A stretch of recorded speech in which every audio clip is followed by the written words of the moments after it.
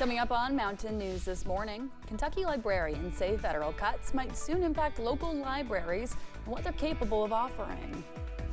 Plus, one Kentucky school facing a huge deficit made difficult decisions to let go of staff.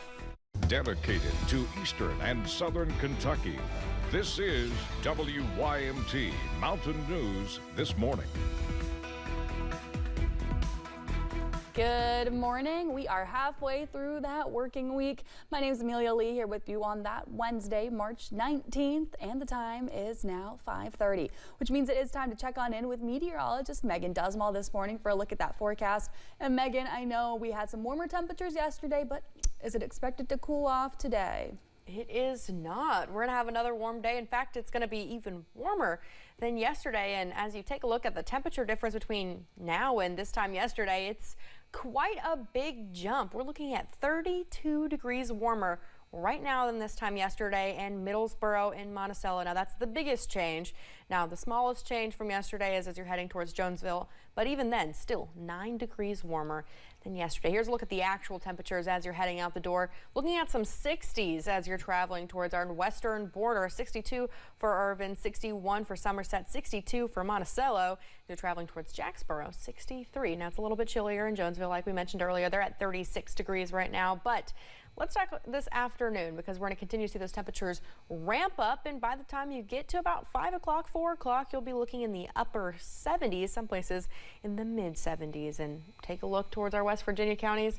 Yes, we have chances for 80 degrees. Satellite and radar is watching as some clouds have been rolling into our region the past couple of hours, and that's what you can expect for today. Mostly cloudy skies with those temperatures again hitting a high around that 5 o'clock mark. Amelia.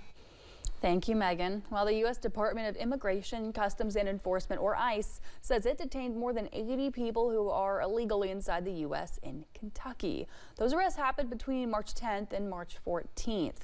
25 people were charged with criminal offenses, including illegal re-entry, possession of firearms, or possession of controlled substances. 56 others are being held in an ICE detention facility while awaiting immigration proceedings. The man who police say tried to shoot and kill his son will now go before the grand jury. Officials say it happened on March 5th in Williamsburg. According to his citation, 55-year-old Ricky Anderson shot at his son during an argument. And when he ran out of bullets, picked up another gun and fired again. Anderson was charged with attempted murder and wanton endangerment. His hearing happened on Monday, and the case goes before the grand jury on April 21st. The two people charged in connection with the death of a child in a moped crash appeared in court on Monday. A bond hearing was scheduled during a motion hour for Denisha Martin and Darius Wade. The court date was set for April 24th. The 10-year-old died last August when the moped crashed on I-75. Troopers say Wade was drunk at the time of the crash. Wade and Martin were later indicted on charges connected to the child's death. An Eastern Kentucky woman who worked as a dispatcher is set to appear in court today. Police arrested Rebecca Fletcher last month. She was accused of shoplifting items at Walmart stores in Prestonsburg and Paintsville. After police issued arrest warrants, they took Fletcher into custody at her home before taking her to the Big Sandy Regional Detention Center. She was later suspended without pay. New protections and measures will soon be in place in the Commonwealth to help protect people from sextortion. Governor Andy Beshear signed Senate Bill 73 into law last week. Under the new law, sextortion becomes a felony. People who commit the crime would also be charged with homicide if a victim commits suicide. The FBI says sextortion led to an alarming number of deaths by suicide. Police believe Kentucky teen Elijah Heacock of Glasgow, who recently died from suicide, may have been extorted online. It will save lives. It's also going to reduce suffering and empower a very, very vulnerable base of victims. The new law also establishes regulations to educate students and parents. And a reminder this morning, if you or a loved one is struggling with mental health, you can call the 988 Suicide and Crisis Lifeline for help. On Friday, President Donald Trump signed an executive order that would cut back the functions of several governmental entities. One of those expected to reduce its performance of the Institute of Museum and Library Services, with changes on the horizon. Madison Carmouche asked parents what the library means to their family. I think people underestimate how many people use their public libraries. We have more public libraries in this country than we do McDonald's. Lexington Public Library Executive Director Heather Diefenbach says the Kentucky Department for Archives and Library Services uses federal funding to help libraries pay for the internet access they provide patrons.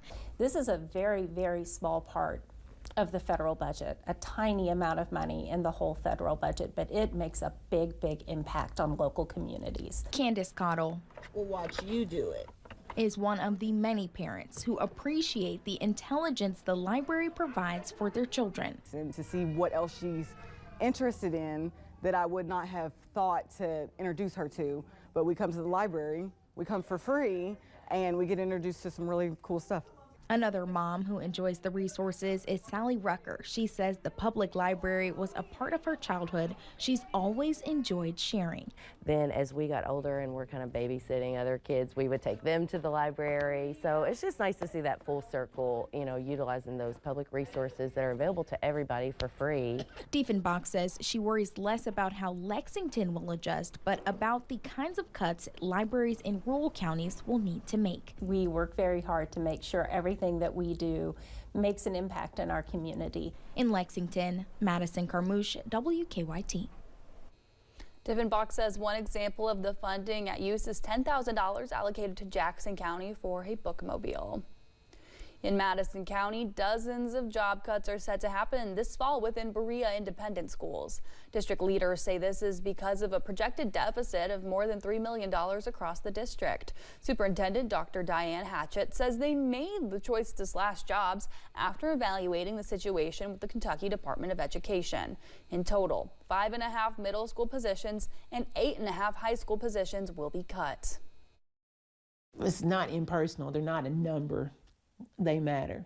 You know, they matter to our kids. They matter to each one of us, and we do care. The superintendent says several of the positions being cut were created during the COVID-19 pandemic, and the cuts are also a way to return to pre-COVID staffing. Many people in Logan County, West Virginia will soon have to travel for any issues regarding their Social Security. According to the Social Security Administration, the Logan office along Gorge Drive will temporarily close beginning April 7th. That office will be closed due to structural issues until further notice. Officials say those needing to conduct Social Security business in person will need to visit the Williamson office. Thousands of Social Security workers are taking buyouts as the Trump administration downsizes the government. The SSA is losing more than 2,500 employees to buyout offers. The announcement follows the administration's directive to cut federal workers. The agency said nearly 2,500 workers signed up to receive up to $25,000 through a voluntary separation incentive payment. Well, you now have less than 1 month to file your taxes. Most Americans have until April 15th to file their 2024 tax returns, pay any taxes owed, or request an extension. According to the IRS, 61.4 million tax returns have been received, and more than 60.7 million have already been processed. CBS News business analyst Jill Schlesinger says if you receive a big refund, consider making changes so that doesn't happen again next year. If you get a big refund, one nice thing to do would be, hey, let me change my withholding. Let me hold on to my money during the year. You might be the most patriotic person in the world. Keep your money. Officials say it's a good idea to file as soon as possible, even if you owe money. Last month, the Trump administration laid off about 7,000 IRS employees, so there might be some delays. Officials suggest filing electronically and using direct deposit might help avoid them. The average refund is nearly $3,300, and that's up slightly from last year. Pike County officials provided an update yesterday, more than 1 month after the February flood. From crews working to clean up debris to bids in place for the bridge repairs throughout the county. Officials say they're hoping to see progress. However, with a lot of red tape and hoops to jump through, a lack of federal guidance, and widespread devastation, the work is a lot for crews to take on. We are still in the process of trying to get the debris removed. This storm is much more massive than the 2022 flood over a much wider area. And obviously with the Leviza Fork and the Tug Fork both flooding, it has resulted in catastrophic damages to a lot of homes and businesses. Jones says long-term recovery in the county will take years, but the people need to see progress toward short-term repairs.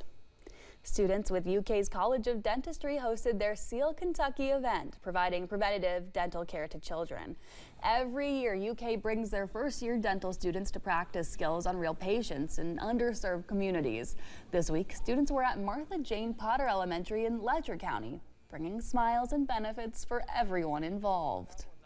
Because not only is it educating the first year of dental students too, we're providing the treatment, but we're also educating the kids and sending home pamphlets for the parents too to also educate them.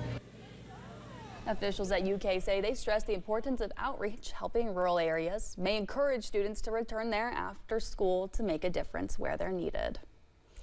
2 lost Wolf County hikers were rescued by officials using a locator device on Monday. The hikers called for help after getting lost on the Osborne Trail at the Red River Gorge. That's when a locator link was sent to their phones, so crews could walk them back to the trailhead. Crews gave directions remotely while watching them on the map. Units say the hikers reached the trailhead safely around 8:30 Monday night. Crews also helped a hiker at the Gorge yesterday afternoon that fell over a cliff in the Whistling Arch area. A tree stopped her fall, preventing a much more serious incident. When we return, Taco Bell and Pizza Hut shifting towards AI as the food chain finds new ways to use the technology. And I'll have the latest update on tonight's rain chance up next.